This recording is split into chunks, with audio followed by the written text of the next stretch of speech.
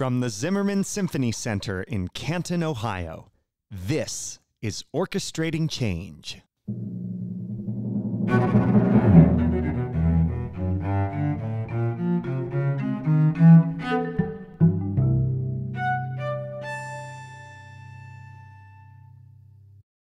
I'm Matthew Jenkins Yarashevitz, Associate Conductor of the Canton Symphony Orchestra.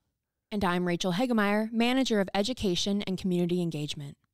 Welcome to our podcast, and thank you for joining us.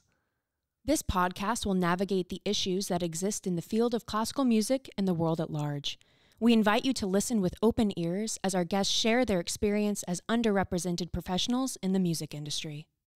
We are joined today by Rick Robinson, a composer and double bassist who was a member of the Detroit Symphony Orchestra for 22 years. Prior to joining the DSO, he played here in the Canton Symphony, as well as up the road with the Akron Symphony. He is the founder of Cut Time Productions, a publishing company dedicated to producing chamber arrangements of orchestral masterworks in an effort to make this music more accessible and available to wider audiences. An accomplished composer of original works as well, his Essay After Sibelius will be performed here in Canton next season. Rick Robinson, welcome to Orchestrating Change. Thanks a lot, Matthew. Rachel, good to see you. Yeah, thank you so much for being here. Yeah. So just to start off, let's talk a little bit about how you engaged with music growing up and then what led to your subsequent career in music. Okay. Well, I grew up in a musical family, fortunately. Our mother played piano and liked to sing every day. I mean, it was something she needed to do once she got home from work. It was very liberating. And her mother studied violin at Oberlin, by the way, and her mother was a composer and pianist and singer and the daughter of the March King of Augusta, Georgia. So going back 5 generations, which includes my older brother and sister who played violin and cello, sax, bass. Growing up, there was always music in the house. And even our father taught himself guitar and sang all the time and loved to lead a group of strangers in singing folk songs. So it was always around. Classical was always around. And then in music school, middle school, I finally got the chance to, I went through trumpet, tuba, then cello, and then bass in 8th grade. And then Interlochen a little bit in the summer, and then 3 years at the Arts Academy, which completely changed my life. Right. I didn't think I had a shot at music, and then until I started to lead at Interlochen Arts Academy. Yeah. So you attended in your formative years some of the most prestigious musical institutions in our country. You mentioned, of course, Interlochen. You also went to Cleveland Institute of Music, New England Conservatory, and the Aspen Music Festival. What was it like being an African American in these spheres? Well, how to put it? Kind of being a rare fish in the bowl, if I wanted to look at it that way, or when I did look at it that way, was actually kind of nice. I felt like a bit like a pioneer, particularly to be doing strong in it. I had a natural talent for bass. And once I got to CIM, I really took off my solo playing, and I was, reading music like crazy. So I was quickly on top. And with that kind of confidence through competition, basically, I excelled all the way. I was top dog. So I had no racial issues like that in CIM or NEC or even in the jobs that I started playing. But, I was principal bass. I made principal bass in Canton Symphony my sophomore year. So, that was a lot to brag about. Yeah. And then I graduated CIM a year early and needed more work. So I auditioned for principal in Akron Symphony, and I won that. Nice. And then for 1 year, and then I went to Boston to NEC after that. So. Wow. So you just mentioned that you were in the Canton Symphony. You were there first year. It was 1982, which was Gerhardt's second season with the symphony. So just like a little fun, do you have any fun stories about being a member of the Canton Symphony with Gerhardt? Well, I didn't know it was that. I thought he'd been there forever, as far as I knew. And of course, I heard it was a fantastic orchestra, the best freelance orchestra around. And he came and conducted. I was at what's now called National Repertory Orchestra. It was Colorado Philharmonic back then. He conducted there, said he had a principal bass opening, and I played for him there. And he suggested I play for him and the personnel manager, Linda Unkefer, the next fall, which I did, and I won it. And boy, I learned so much there. So many fun things, but I'm a terrible storyteller, so forgive me. But I can think of this one time we were doing Mahler 5. And the quiet cello solo in the middle of the scherzo, when Gustav lost his kid, and he just stopped in rehearsal because these guys were just playing the notes, basically. Gerhard teaches you anything, you don't just play the notes, it's precision and passion. Yeah. But of course, this moment called for the opposite of passion. It called for, deep inward, grief, barely being able to speak. And Gerhard just made a speech that moment was just so magical, such a magical linchpin in the concert of Mahler 5. It's one of those things you never forget. Wow. And that's Absolutely. What a maestro in classical music can do for us. Wow. Yeah. That's wonderful. So I have a question sort of to follow up just about Canton. Currently, the Canton Symphony only has one member, contract player who is African-American. When you were at the orchestra, were you the only one, or were there others? Well, no, there was T.K. Adams, Tim Adams, the principal timpanist. Yeah. And he's kind of a legend now. He was a legend then, actually, particularly since he and two other CIM percussionists started the Exotic Birds, a dance band that had one or two really great albums, and boy, they were a lot of fun to dance to. So he was a guy working on both sides of the aisle, and I wasn't at that point, but he was inspirational. He was a great leader. I don't think, no, there were no other blacks in the orchestra at that time. There was Lucina Horner on viola. She was half Latina, but no, there weren't even a lot of Asians in the U.S. playing with us at that time. So that seemed to have happened later. Right, and which of course is very different now. We have a large Asian representation in the orchestra at this point. And just a note for our listeners, Tim Adams is one of the performers who recorded our theme music for the podcast. So, really? Yes, indeed. Yeah, Eric Gould asked Tim Adams, who used to be the timpani player here, and so it's wonderful that you bring him up. And you mentioned a little bit, when we were talking about what was it like to be African American in all these institutions, and you said it never really bothered you or seemed like anything out of you actually were like, oh, I'm interesting in these different situations. And you said even in Akron and Canton, you never felt any racial issues there. Was there a moment where you did, and maybe I'm jumping the gun a little bit on this, but was there a moment where that did get on your radar and something that you realized? No, I want to say no. My whole focus was to focus on the music, on what I could do, and how I could lead, how I could make a big five orchestra, obviously. I watched several of the series interviews, and I watched the one with Joanne Falletta last night, and I completely agreed with her point that she kind of didn't pay any attention to the sexism. She just wanted to make good music and get as far as she could. I'm a little like that. I know, it's still got ways to go. But on the other hand, we've come a long ways. So I consider the 100 years past the Emancipation Proclamation, which was the year I was born, 1963. I know a lot of you are going to start doing the math. I'll be 58 in a couple of months. But that this was kind of a new day after the civil rights era.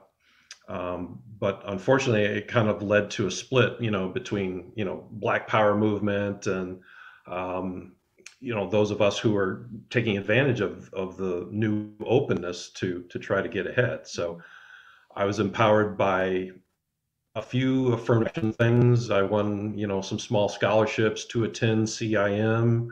I got a loan for a bass because I was Black, through the Music Assistance Fund. And now there are things like the Sphinx competition and the Sphinx organization's empowerment things that,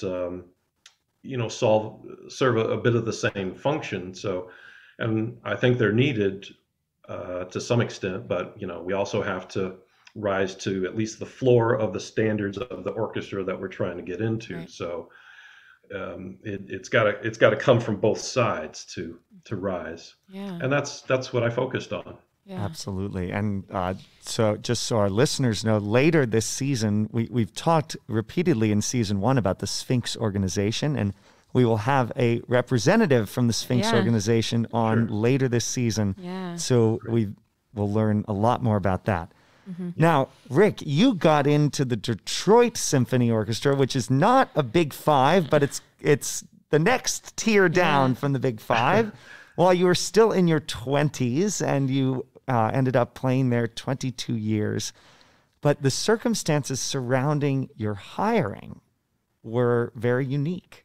Can you tell us a little bit about the process and circumstance that led to your hiring in Detroit? Sure. Well, I was freelancing in Boston at the time, and I got a call out of the blue from the personnel manager of Detroit Symphony. He said, we'd been talking with the Music Assistance Fund, which had an internship program, fellowship program, placing Black classical artists, string players in some major orchestras. Mm-hmm. And they were considering having me, be one of the fellows. And I basically said I wasn't interested. I was doing okay. I didn't want to get involved in the racial politics, particularly in Detroit. And he said, okay, I can understand that, but next time you're home, why don't you come into my home and play for me? He was the bass player, assistant principal bass, Stephen Molina. So I went and played for him, and next thing I know, I'm on the sub list. So I'm coming back from Boston, staying at my parents' home to sub in Detroit Symphony Orchestra, probably only about 5 weeks out of a year. And then they invite me on the European tour. And there are 2 other Black string players also subbing in, and we go along on this tour. Now back home, there were 2 state legislators who were Black who sat on a committee with money for the orchestra. I think it was like $1.25 million. And they were threatening to withhold their votes. They were like 2 of 3, I think, people on this committee, unless DSO hired more Black members. So during a European tour, I might add. So the players had a meeting. Deborah Borda, the famed Deborah Borda, was our executive director at the time, and she suggested that the players consider hiring one of us 3. They voted overwhelmingly to hire me. I chose to take it, and that's how I won my position in the DSO. Mm. So that, it's a different process than a lot of people think about when someone gets hired, right? That you definitely, you're an amazing player, and you obviously deserved to be in the Detroit Symphony Orchestra, but it's strange circumstances. So the musicians themselves voted to have you in the symphony. So your fellow musicians, knowing that the process was a little different, did it lead to them receiving you differently than someone who went through a traditional process, or was it, since they voted for you, was it pretty seamless of a transition into the orchestra? Well, it was certainly unusual, particularly, since it kind of went around the union collective bargaining agreement. Right. So there was a lot of press with it, but really it was just doing my job and doing it well. The thing is, I always like to prove myself. I was a hot shot. I won a concerto competition, Haddonfield, New Jersey, Symphony Concerto competition a couple years before that. So I was feeling great. There was no one who had anything on me, and I did recitals. I did a recital at Wayne State University that year. I proved I had the chops. So there was no pushback, and my colleagues backed me up amongst musicians and other orchestras, because they did get a little crap for doing this, because they were worried about a precedent being set of hiring around auditions. So, but it all went well. The situation never recurred again, because almost no states give money to orchestras these days. Yeah. So, in fact, I think that might have been the third to last year that that DSO got money from the state of Michigan. Wow. So that was never an issue again. Wow. That is really interesting. And you talk about precedent, and we've had a lot of conversations about lack of minority representations in orchestras, players in orchestras, and how do we encourage more young people to go into classical music, give them the tools to be able to succeed in it, and then so they can get to a place where they can win auditions, right? That's the big question. And so it's really interesting to hear your story, and it's just so unique. And I think it's really interesting thinking about how do we get more minorities in orchestras, but do it in a way that it's not just that it's authentic and it's real and it's valuable for everyone. So I think it's really interesting to hear that story from you. Absolutely. Yeah. Well, even more importantly, it's the union issues, because you have to consider the fairness to the people who won the auditions, right? Won their tenure, and they're working towards a pension. If you're having a destination orchestra, you've got to be top notch, because it's a very competitive field. I mean, orchestras don't admit this, but they compete with each other. They compete with the European originals. It's just about competition, because we make our confidence in this subtle kind of competition, and it's not a direct thing. In fact, I've been proposing a direct thing to get more general public interested in classical music.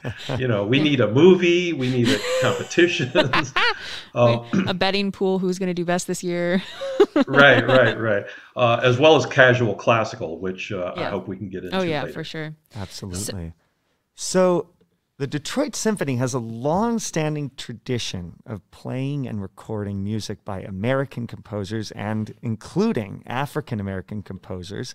I know that you guys recorded the symphonies of William Grant Still, I believe, while you were in the orchestra under Nema Yarvi. What has this meant to you to be able to play this music as an African-American musician? Nema Yarvi, besides being a fantastic classical conductor, also loved jazz. In fact, he also loved to talk about jazz. Of course, he asked me if I played jazz. I really don't, unless I write it all out. So, but he just loved the swing. So we recorded Duke Ellington and William Grant Still. We recorded the fabulous William Dawson Negro Symphony. Indeed. Or whatever it's called. Negro Fantastic Folk piece. Symphony.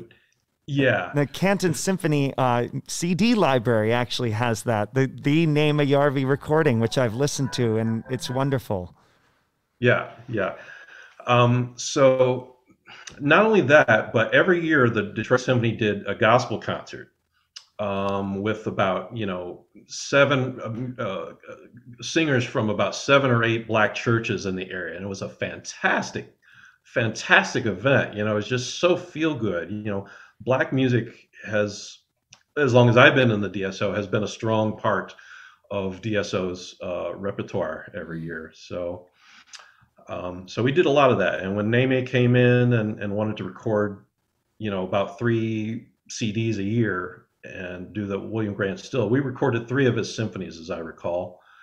It was a great pleasure to learn this music, because I'd never played it anywhere else, and not only did I love the first Still symphony so much, I ripped it off from my cut time ensembles. Oh my gosh. for all three of them. So it's just lively, and it blends, the urban pop of its day with classical counterpoint development, which is what I do in a lot of my compositions, about half of my compositions. But we can talk about that later. Absolutely. So I'm curious, the symphony is playing this music. There's an annual gospel concert featuring singers from Black churches.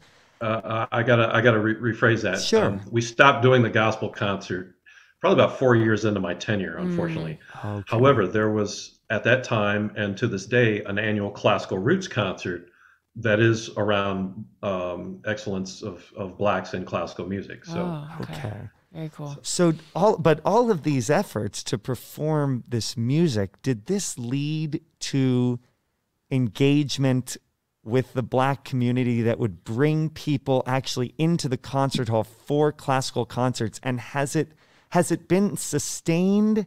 And is it would you say a better engagement of the Black community in Detroit than most of its other peer orchestras in other cities? Yeah.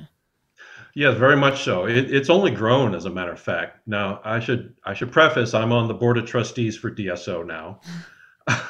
So I have to speak highly of them. And it's quite natural because I'm very happy and satisfied with what DSO is trying to do, particularly our social progress committee, on which I serve, is going to be offering,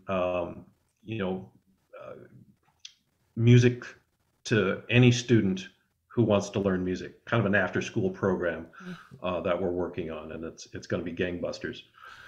But yeah, engagement with the Black community of Detroit has been mostly of the white collar. So upper middle class, to the Black rich in Detroit would come out and sponsor and serve on committees and bring friends out and get tickets out for at least the classical roots concert and the gospel concert back then. As to regular concerts, it's still just a handful of people who are Black, that I would say. And, it tends to be still less than 1%, unfortunately. Yeah. But I think that is the question that I think a lot of us are trying to answer, and there is no answer to it, of how do we make classical music feel more open and more people want to attend classical concerts. And I know that we'll get into a lot of the work that you've been doing, but we wanted to kind of talk a little bit about Detroit Symphony has had kind of a unique spot in this. There's a couple other orchestras that I know have done a lot of work with the Black community, St. Louis being one of them, that have been doing sustained efforts for a while. I know Cincinnati actually has a couple of programs as well. And Atlanta. For sure, that do a really wonderful stuff, but it's still kind of, it's unique. And there's a lot of major American orchestras don't have that sustained effort, but a lot are trying to now, which was, I think, a very good thing. But, looking at the Detroit Symphony and Detroit in general has been through a lot over the past 50 years as a city, and the symphony definitely reflected a lot of the strife that the city went through. So can you talk about what it was like to be in Detroit during a time where it went from being, one of the most populous cities to dropping down to 27th most populous, and all of these different things that happened in Detroit, just from someone who's from there? What was it like to be there during this time? Yeah, well, I missed the heyday. The demographic decline started the late 50s, I understand. Yeah. So I don't remember Detroit as the Paris of the Midwest days, but we did see a lot of drift and Rust Belt after the 70s, and manufacturing began to move around the country and then out of the country. So everything began to change, and Detroit was adrift, and the blue collar workers, basically grew bitter about what's going on.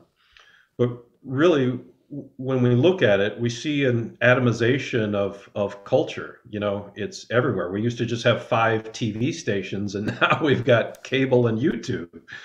Um, there's just so many choices that people gravitate to what makes them feel good rather than the challenge of something that will help them grow personally. And I can understand that. I like to sing along to a song or, dance to some really great music, and then try to do that through my instrument. But as far as what new listeners might want to, how new listeners might want to interact with classical music, I think there's a lot we can do, but it's going to take thinking and working outside the box and with extra musical ideas. Mm-hmm. So in Detroit specifically, you mentioned that a lot of the patrons of the symphony are white, but there is a large Black population in the city of Detroit, and you've done some work with the Urban Requiem project, and I wonder if you could share a little bit about what you've done with them and what that project is and what it kind of is trying to encompass, because we just mentioned the decline of Detroit, and I think that's a big part of why they were formed. Let's see. Yeah, well, I should preface it that I've started 2 ensembles, Cut Time Players, this is a mixed octet, and then started composing and started the string ensemble, Cut Time Symphonica. Now, with those compositions, half of those compositions try to blend neo-romanticism with urban pop and including gospel and Latin and a little R&B and things that people will recognize and be able to hopefully just hang on to for the rest of the magic carpet ride of music. One of those experiments, and this is very recent, only the last 3-4 years. I did a concert with Symphonica at Detroit Institute of Arts, and this man approached me, said he represents the poets of the Urban Requiem project, which began out of Youthville, with these students who wanted to learn poetry and Detroit history. And Virgil Taylor is the leader of Urban Requiem project, was fluent in both. And one of his pupils works with him now, a really, really fine street poet named Kevlar Africa. And we've been able to give more context with the poetry, and the classical music lends the urgency to the poetry. So, one hand washes the other, and that's the kind of partnerships that will help us translate, or at least introduce some of the values of music, or classical music in this case, or strings, into places where maybe it hasn't gone before. So it's been a great experiment. Our biggest success was a small Kresge grant to create a new piece called Phantom Detroit, which is about gentrification going on here, and it ends on very positive notes with a really great funk fugue. Oh, wow. And that can be heard from my SoundCloud feed. Nice. Wonderful. So just talking about Detroit, you mentioned gentrification currently going on. Detroit has been for a long time one of, if not the most segregated cities in this country. What is it about what happened in Detroit specifically that caused this segregation and racial issues to be magnified even as compared to its other peer cities? Well, I think it's across the country, actually, particularly, with political events that we've had of the last 10 years, that we've been growing more divided.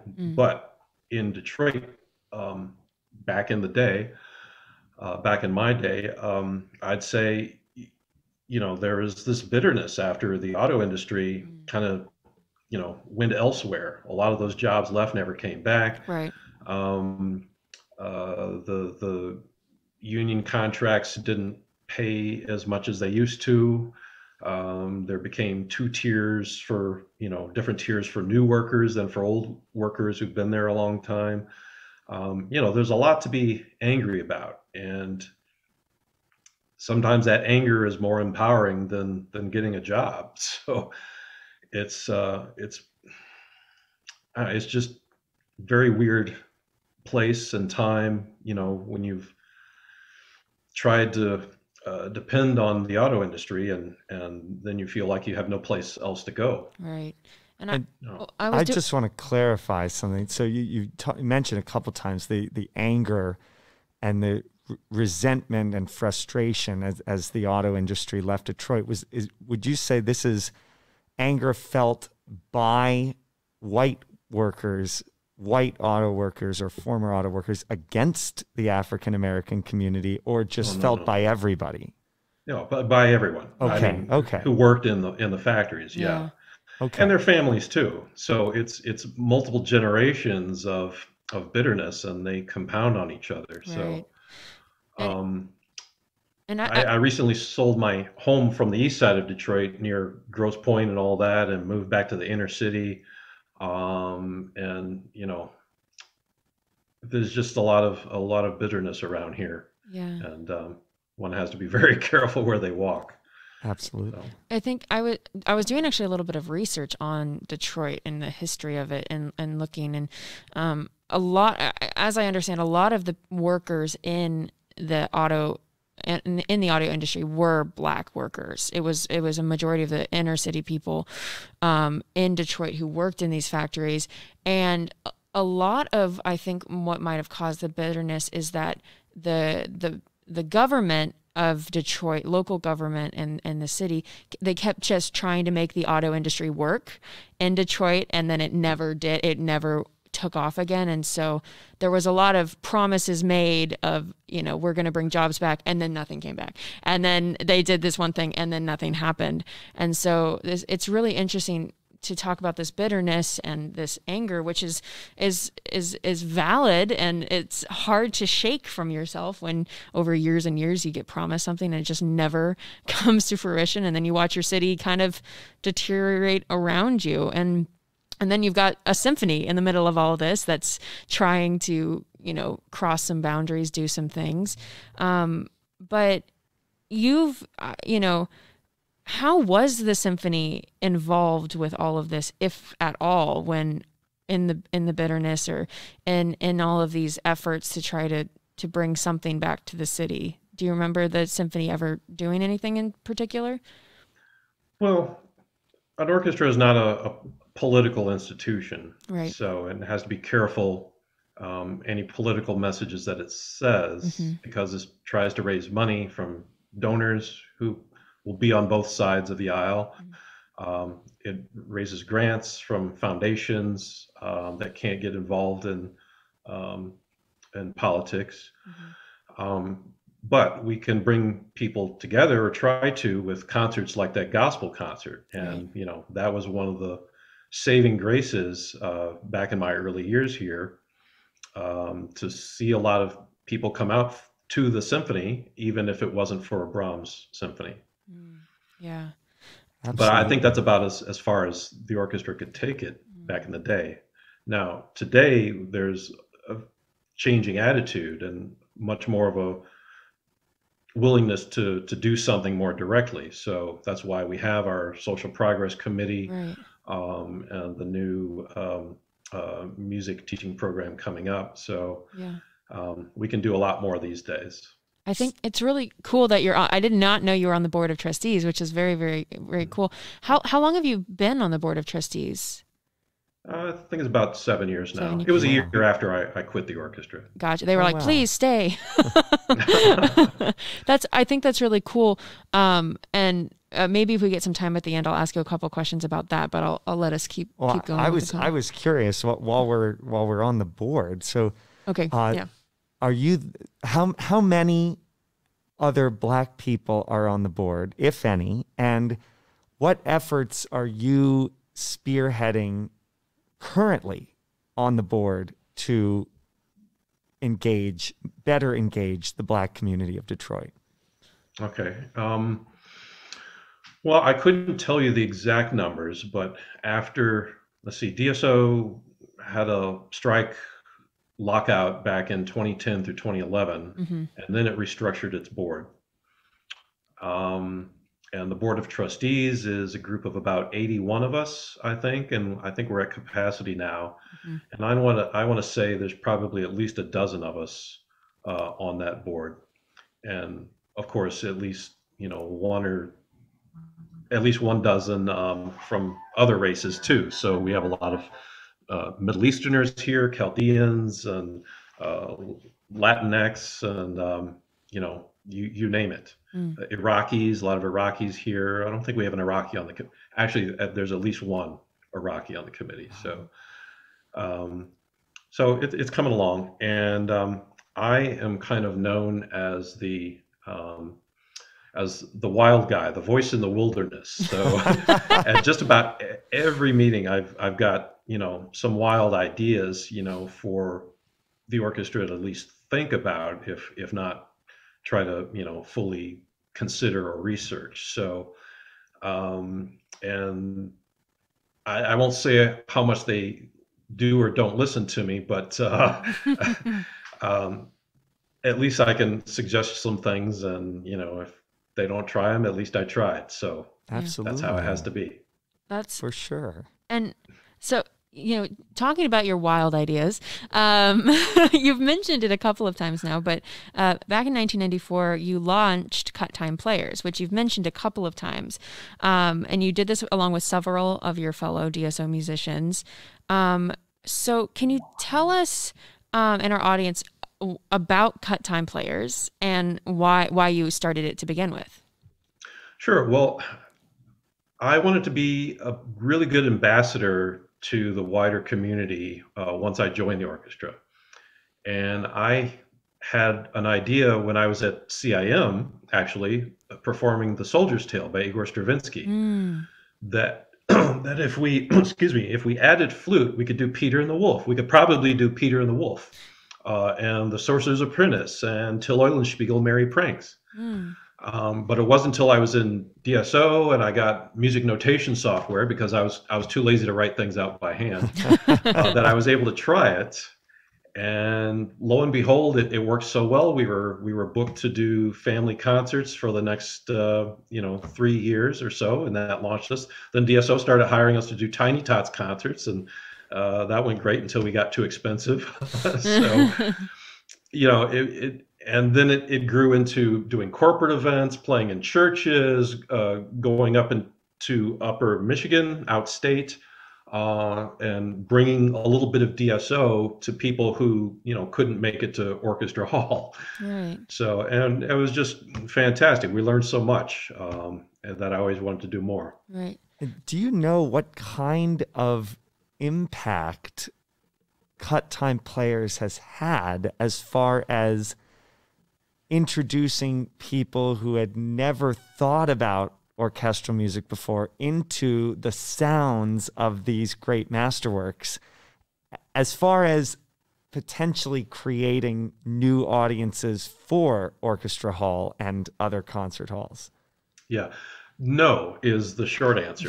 I mean, you really can't know how things are going to spin out for people. And it could spin out over years. Oh, I remember that time the DSO guys, came and played at our church. If somebody calls up that memory and says, "I really should go to a symphony concert," and actually do it, that's the kind of impact we ideally want. And the sooner the better. But I can't possibly know who took us up on those invitations. Mm-hmm. Of course. So basically the whole idea of Cut Time was to take these large-scale orchestral works, which you can only really see at a concert hall because there's 20,000 people on stage. There's not that many, but there's a lot of people on stage. And you take that and you're like, all right, I'm going to make this for 8 people. So then you can just be like, and I can take these 8 people and I can move them around where I need them to go. What's an example, because hopefully, we're going to be listening to some of your works here, but what is an example of a big orchestral work that you have turned into? You mentioned some at the top, but like something that people would... Let's ask this. Yeah. What is an arrangement that you are particularly proud of the way it turned out? Yeah. Till Eulenspiegel's Merry Pranks, Richard Strauss tone poem. The whole thing worked so beautifully for Cut Time Players. I cannot tell you, because I use the licks that the players already play in the orchestra, and then they have to play 100% more. So Wow. Amazing, amazing. So you've done a lot of arrangements of orchestral works, and there's a lot that people can go and listen to, and we'll link that everywhere. But after 3 years of doing these arrangements, you began composing, and you describe your work, and I'm going to use your words because I like the way you say it. You describe your work often as a blend of urban dance grooves with conventional modes of classical expression, which I think is a very cool way of saying that. So can you explain that a little bit, your compositional approach, and why engaging audiences and going to the people is so important to you? Okay, well, I began composing late, like you said. So, I didn't study composition other than, for performance. So I was able to do whatever I wanted. And what I wanted to do was write like Brahms and Mozart and Schubert and Mahler and Shostakovich and all my other favorite composers. In fact, I think most composers like to write like their favorite composers, or they start by writing like their favorite composers. But I had two big goals. One was to write music that I wanted to play all the time. And then the other was to form a bridge, for new audiences or wider audiences, that they could start to learn the rhythms, the language, the dialects of classical music expression, because it's such a great adventure that you don't get in song forms and dance forms, and things of that nature. But, as William Grant Still and Duke Ellington and his symphonic compositions have taught us, you could weave anything into a classical composition, any kind of music that you could write out. So that's what I tried to do, and then to take them into non-traditional places like bars and restaurants and homes and street festivals. Was just icing on the cake. Yeah. Because as a composer, I get to say, I want the audience to participate and nobody's going to give me crap about it. Right? I get this license to experiment, and not only experiment with my music, but to experiment with, anything that I can arrange for my groups. Yeah. So being able to call the shots and have people say, okay, Rick, we're going to try this. And some people really love it. Some veterans and purists really hate it, but that's okay. It needs to be done. And if it doesn't sound like fun, we're just not going to do it. Absolutely. I love that. So while we're on the topic of your compositions, we are performing one of your compositions here at the Canton Symphony this coming season, as we mentioned at the top of the show, your Essay After Sibelius. How does this piece fit into your compositional output? Okay. Well, aside from a student composition that I wrote while I was at CIM, a set of Paganini variations for unaccompanied bass, 17 years later, or maybe it's, I can't do the math right now. I had a dream one morning. It was a very vivid dream that Cut Time Players was returning to Detroit on foot from a tour. We had our naked instruments out. We were walking through this wind-swept, grassy hill, coming over this hill, and there was Detroit and the green hills of Detroit. It's not green hills at all here, by the way. This is a dream, right? And there was music that, as we were coming up and rounding the top, that I heard, and then there was descending music.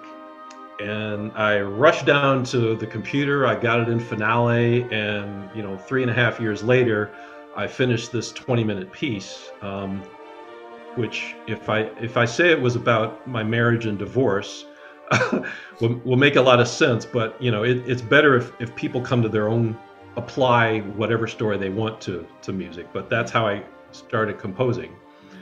And I was surprised how to finish it, I relied on intuition,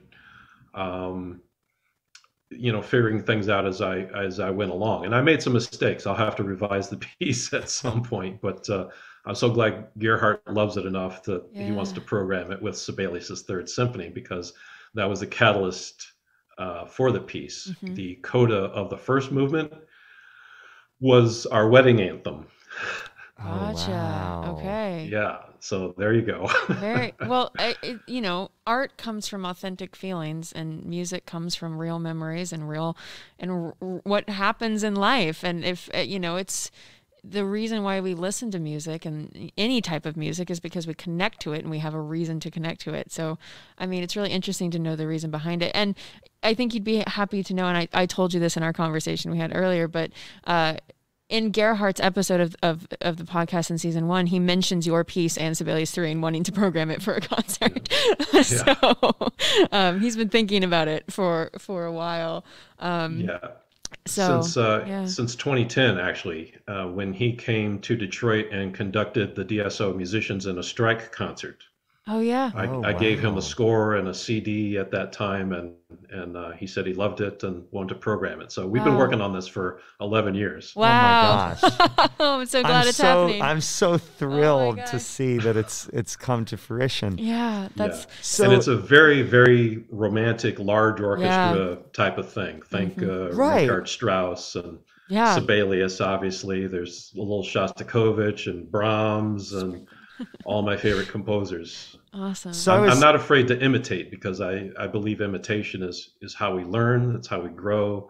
And there's quite a bit of me in there as well. Yeah. Of course. And, you know, I found a piece like yours, and I have printed out the score. I have not yet studied it at this point, but a piece like yours is the type of new work that an audience like ours in Canton can connect to. There's enough kernels of familiarity in there. It's the music itself might not be anything they've ever heard, but there's enough kernels of familiarity in there that they're going to really be able to grasp onto it. And I think that our audience is going to really love the piece. Yeah. And that I think you're going to have to play it twice. Oh wow, that would be quite something if the audience demanded an encore. I would absolutely Let's love do that. Yeah. But I really feel like new music scares a lot of people, and pieces like yours are hopefully going to start breaking down these assumptions people have in their minds about what new music is and what it sounds like. And we are hoping that this is going to lead to a new era of programming in general for the orchestra of, Gerhardt talked about the second Viennese school has built up a lot of issues with new music in people's minds. And our goal now is to break that down, and we're so thrilled to do that with your piece.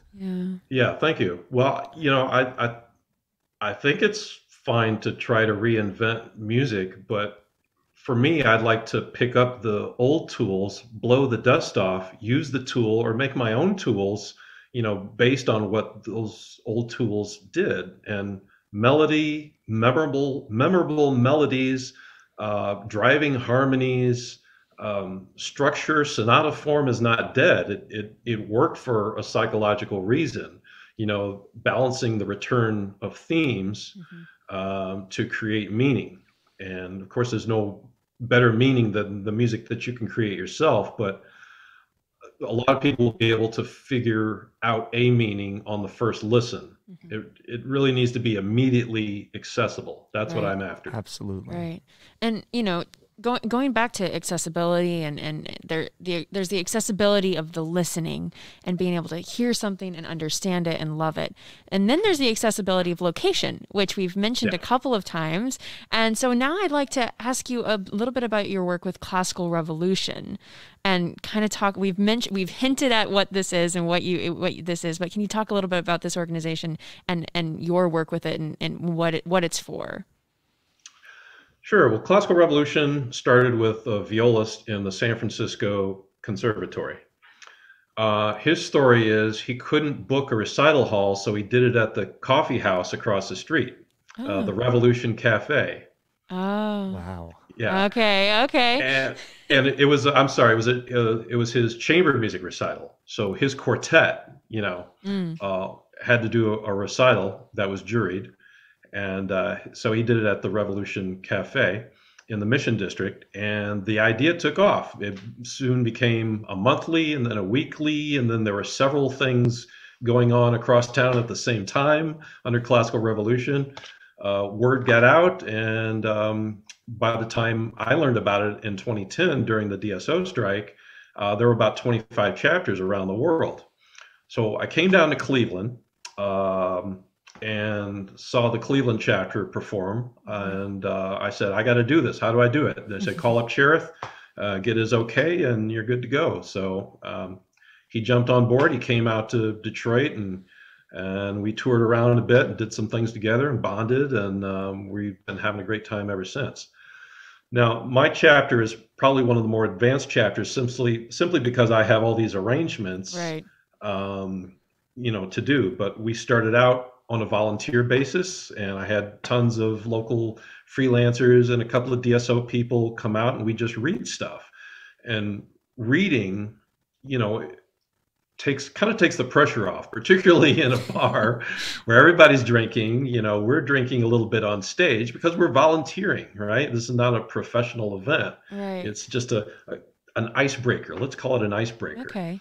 And it's early in the week, so it doesn't interfere with the bar or the club's normal entertainment activities, rock bands and jazz and things like that, that really bring in a crowd. And we just, we had bits and pieces of people coming in. Some said they love it. If they didn't like it, they just left. No one ever said that they really hated this.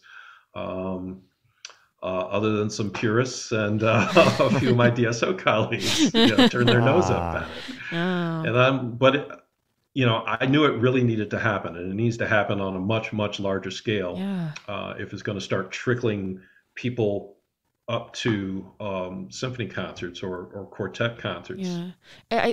I love that idea, and Matthew can attest to this. I love the idea of just having the music out there, and just if it permeates society in a more natural way. And it's because for a lot of people, the symphony hall is like this scary obelisk of rarefied things. Exactly. So if it's just a part of life and people go into a bar and it's there, then it seems less scary, and the barrier of entry, that is the unknown of a concert hall, is gone a little bit. So I think it's a wonderful idea and a wonderful thing.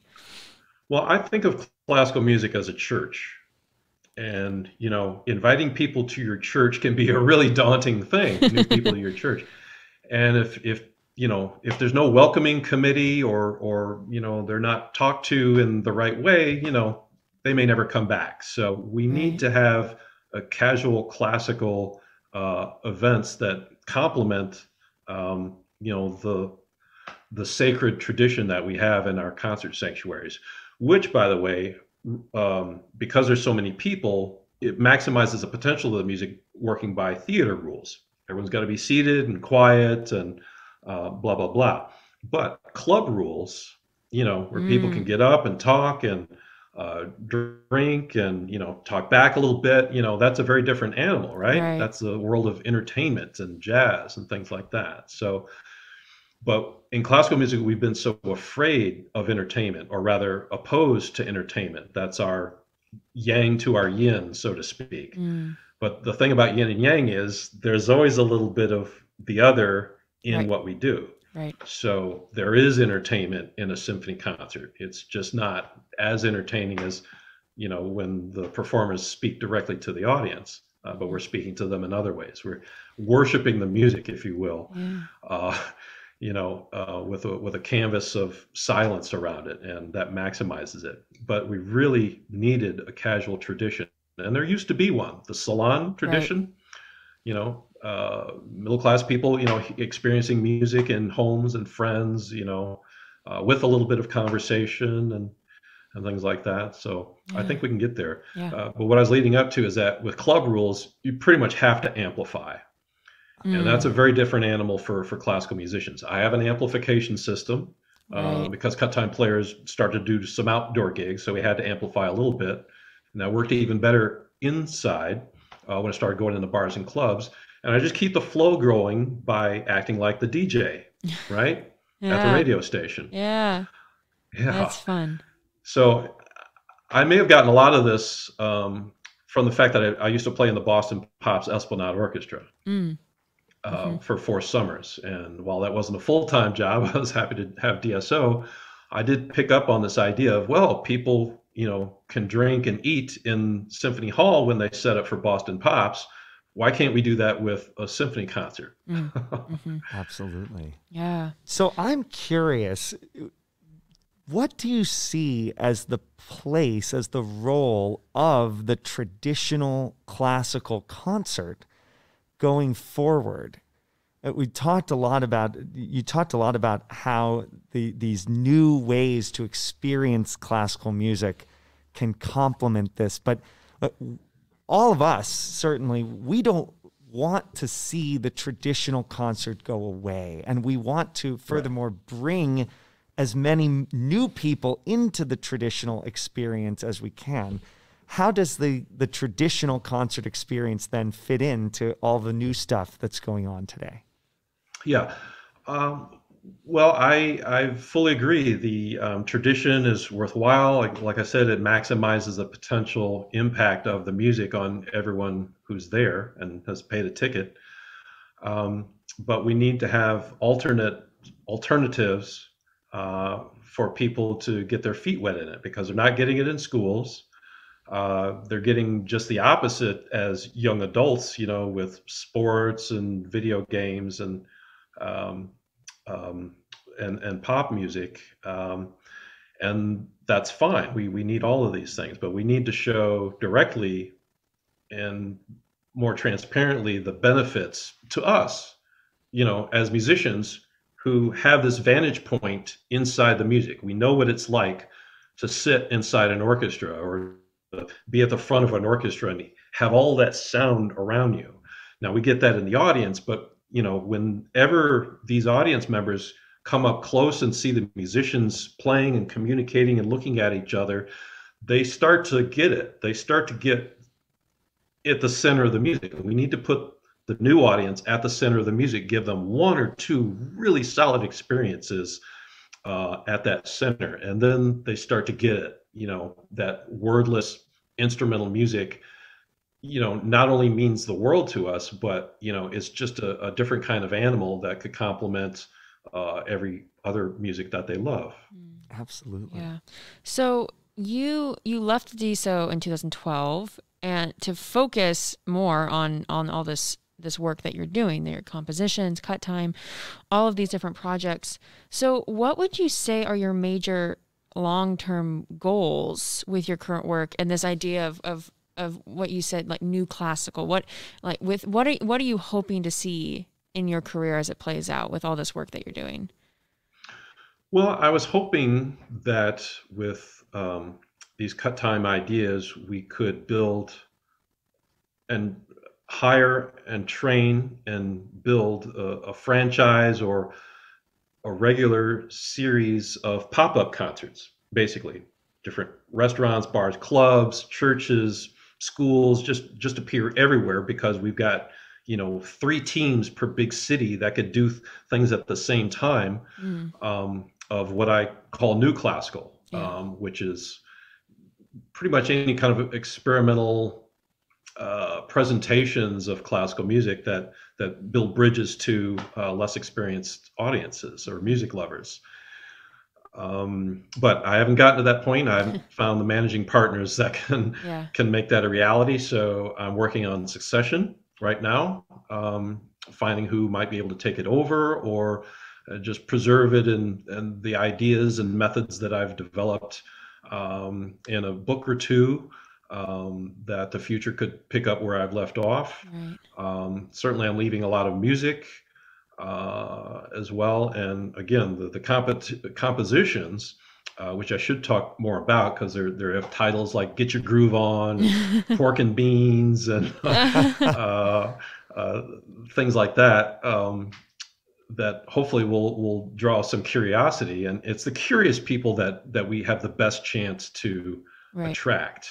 a little bit, but we've got to satisfy that curiosity. We've got to answer the burning but unspoken questions, because they don't know how to ask the questions most of the time. And people who do are able to ask questions, they're going to do it awkwardly, So we've got to be able to ready to answer that. What is classical? Why do you wear tails? Why do you play the Beethoven 5 every other year?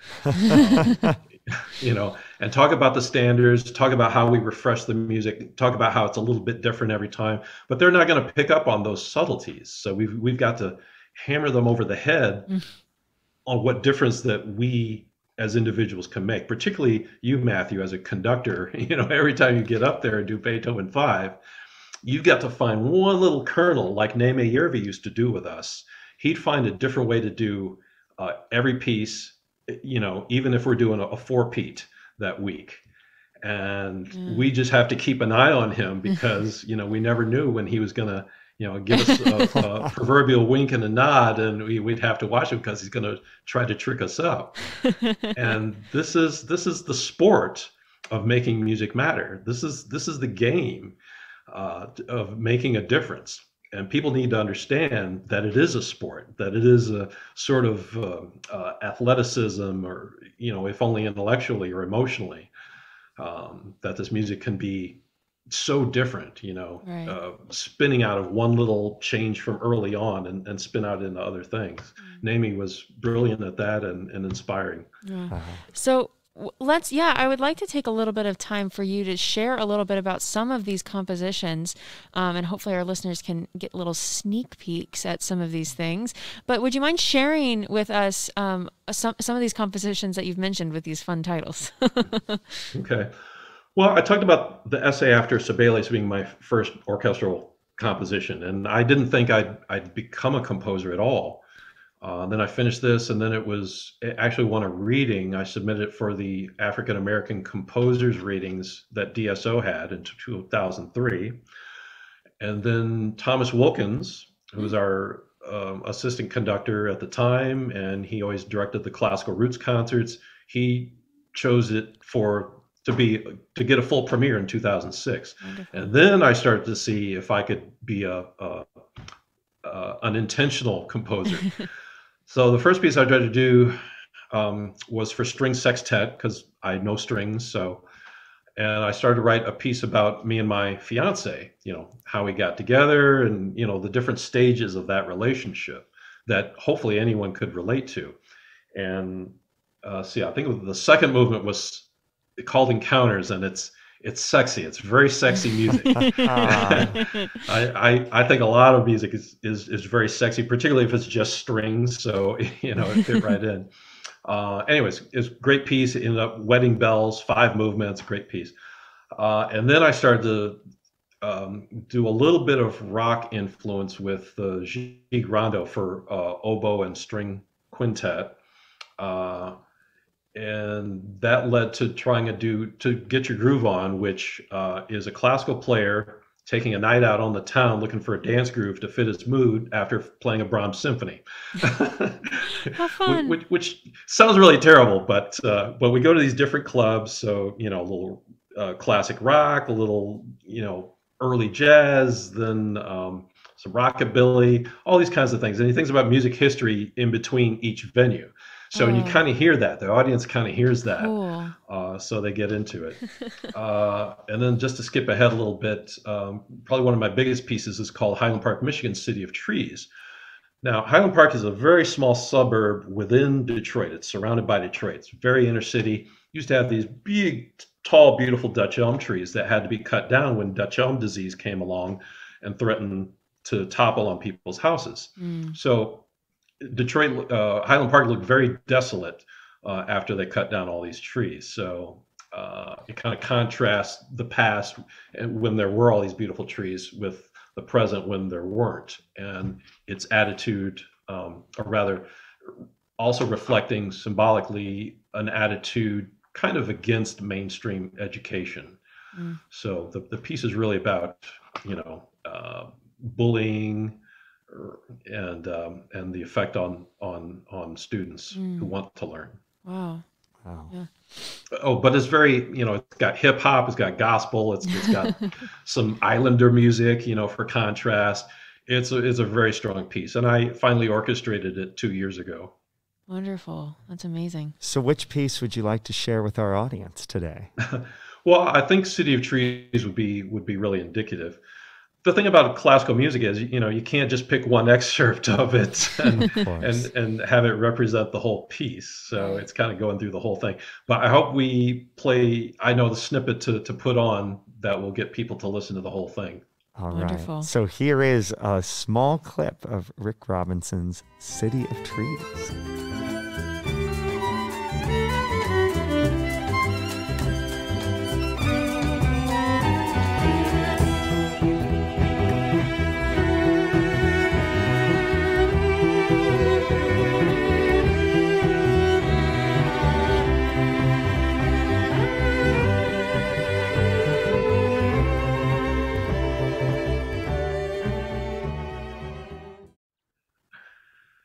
So I want to follow up about something you mentioned just before we talked about your compositions, about the conductor's role in engaging with an audience and engaging with the community.